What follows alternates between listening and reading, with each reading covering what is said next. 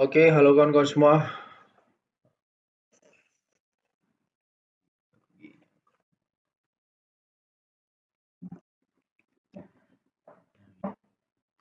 Oke, halo kawan-kawan semua. Lama tidak berjumpa. Selamat datang dan kembali di channel Investor Logis.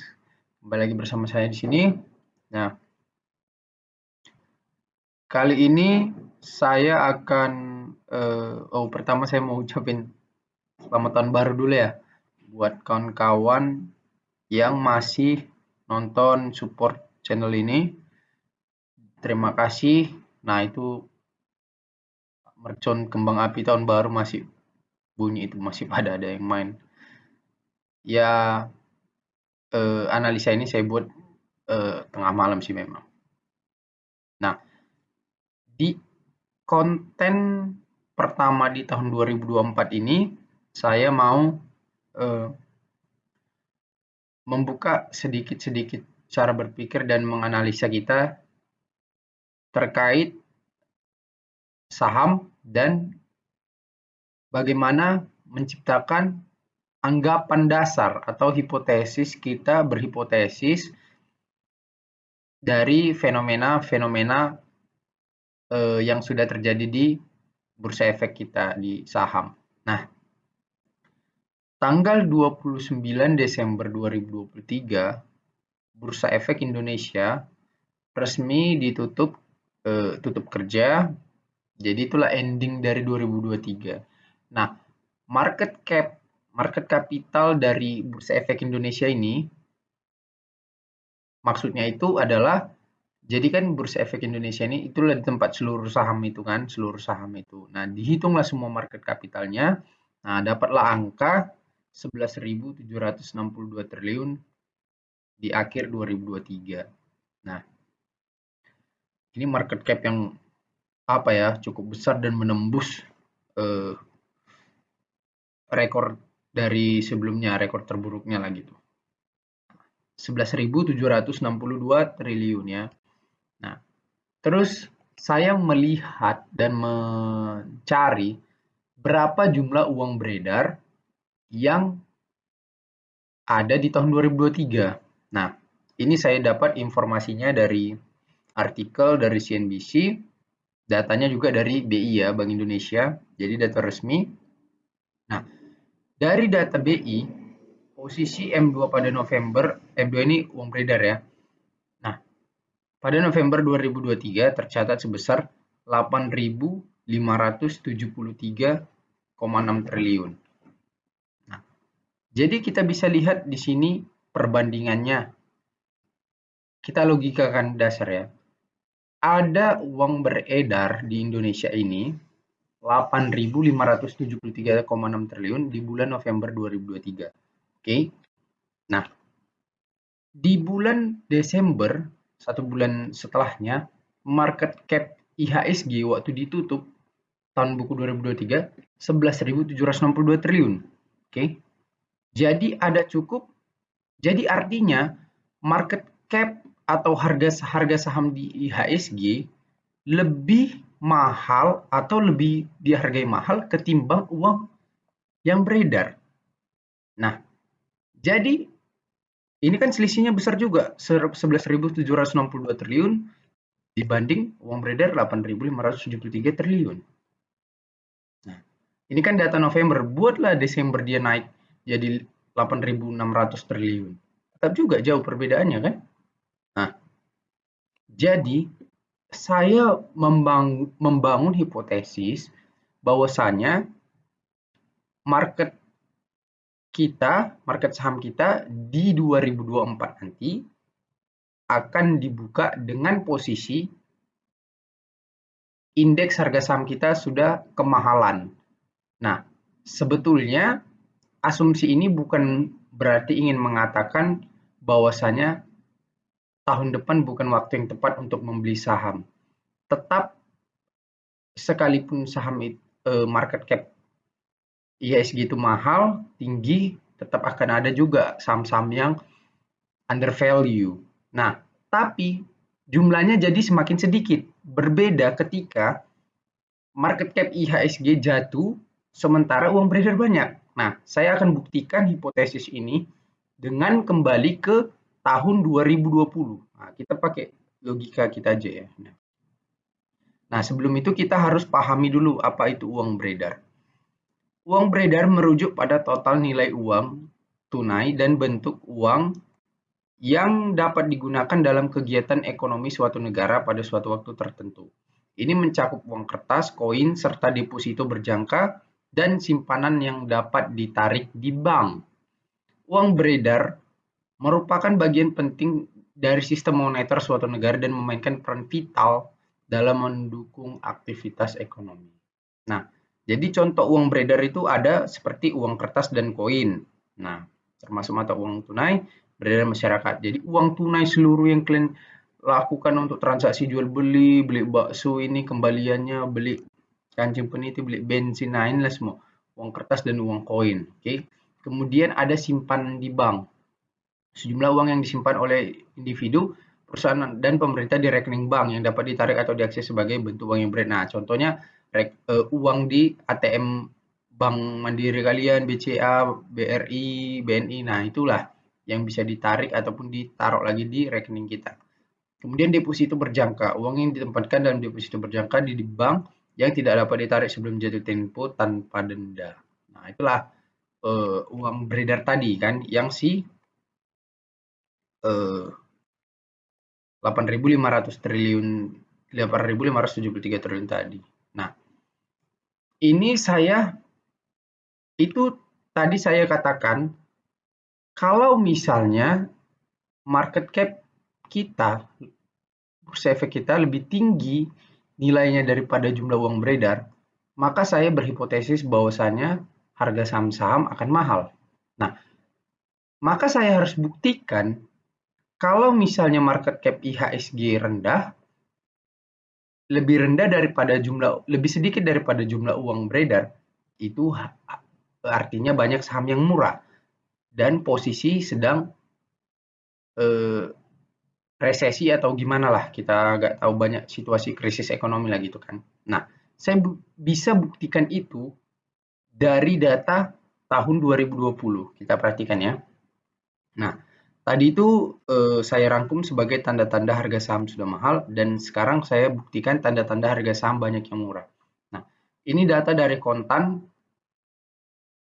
tentang indeks harga saham kita di 20 November 2020. Kenapa saya ambil sampel 2020? Karena 2020 itu tahun di mana bursa efek kita jatuh kan gitu akibat dari COVID kan. Nah, alhasil, menurut data Bursa Efek Indonesia, kapitalisasi pasar market cap IHSG bertambah sebesar 126,93 triliun dari 6.347 triliun menjadi 6.474 triliun. Nah, sepanjang pekan ini 16 sampai 20 November naik.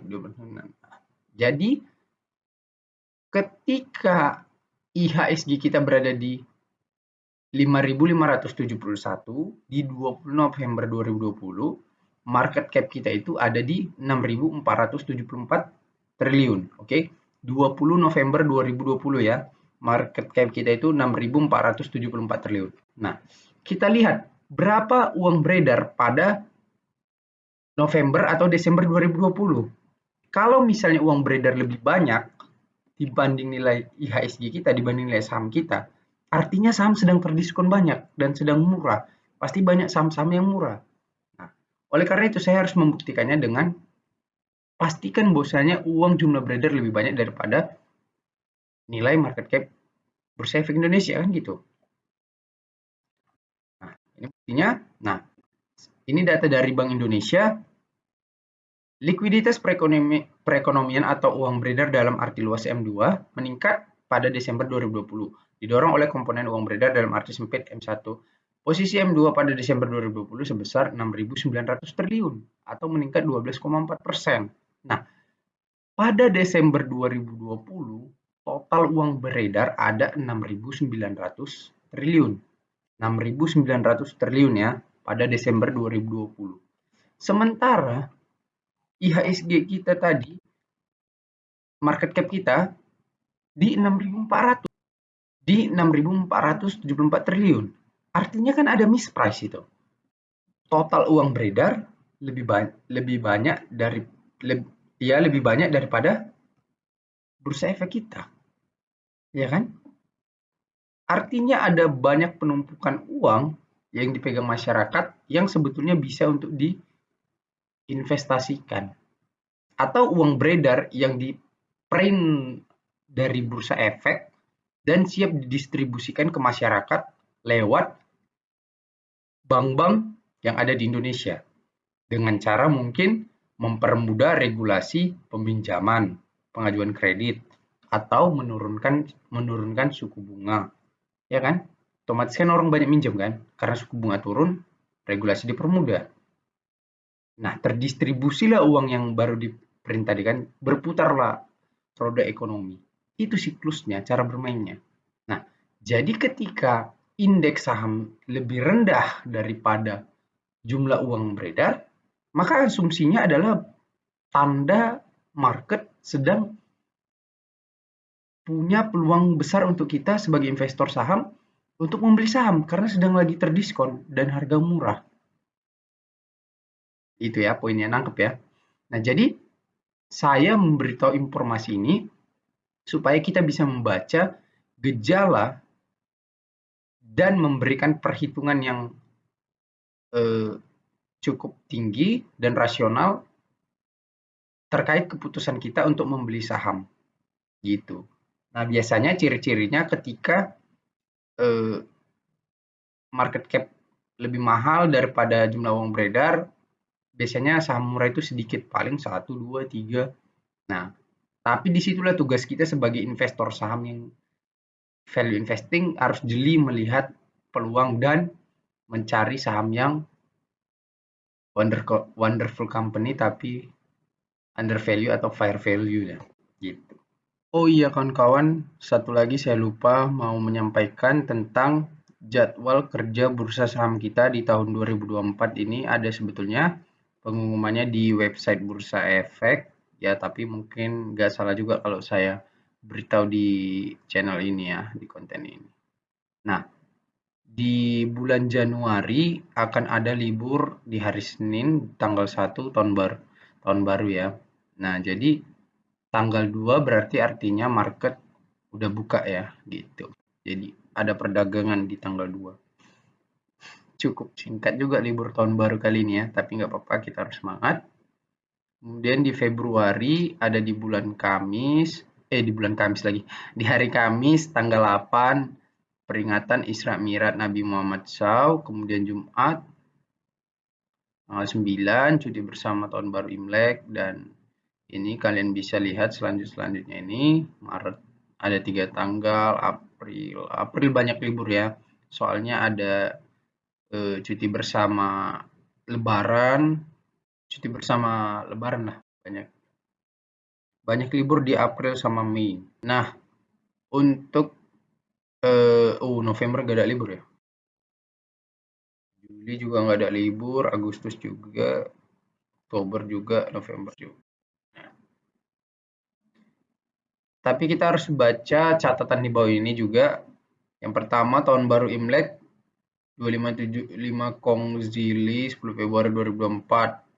Hari Paskah, hari lahir Pancasila, tahun baru Islam, dan hari kemerdekaan Republik Indonesia tidak dimasukkan ke dalam daftar kalender libur bursa di atas karena jatuh pada hari Sabtu dan Minggu. Oh, jadi udah dihitung libur lah karena kan memang Sabtu Minggu market libur lah gitu ya kan. Nah, catatan kedua, selain jadwal tersebut di atas, libur bursa akan ditetapkan kemudian apabila kegiatan clearing ditiadakan oleh Bank Indonesia atau karena adanya pengumuman pemerintah mengenai peniadaan kegiatan kerja pada suatu hari tertentu. Jadi mana tahu tiba-tiba ada kebijakan pemerintah hari ini libur gitu, besok libur. Nah, itu libur bursa. Jadi hari libur yang terkait kebijakan gitu. Tidak dapat dipastikan, tentatif. Oke kawan-kawan, itu saja. Semoga informasi ini bermanfaat. Terima kasih. Halo kawan-kawan semua, untuk kamu yang belum mengetahui tentang investasi saham sama sekali, alias dari nol, tetapi ingin menjadi tahu dan membutuhkan bimbingan pengetahuan, Di sini saya sudah menuliskan e-book yang dapat membantu kamu untuk memahami tentang investasi saham dan langsung praktek menjadi investor saham. Untuk kalian yang berminat, silakan hubungi WhatsApp di bawah ini ya. Untuk kamu yang sudah paham tentang dasar-dasar investasi saham, tetapi belum memiliki teknik analisa dan pemahaman untuk menciptakan portofolio investasi saham yang santai tetapi menguntungkan dan membutuhkan pengetahuan itu, di sini saya sudah menuliskan e-book untuk membantu kalian ya kawan.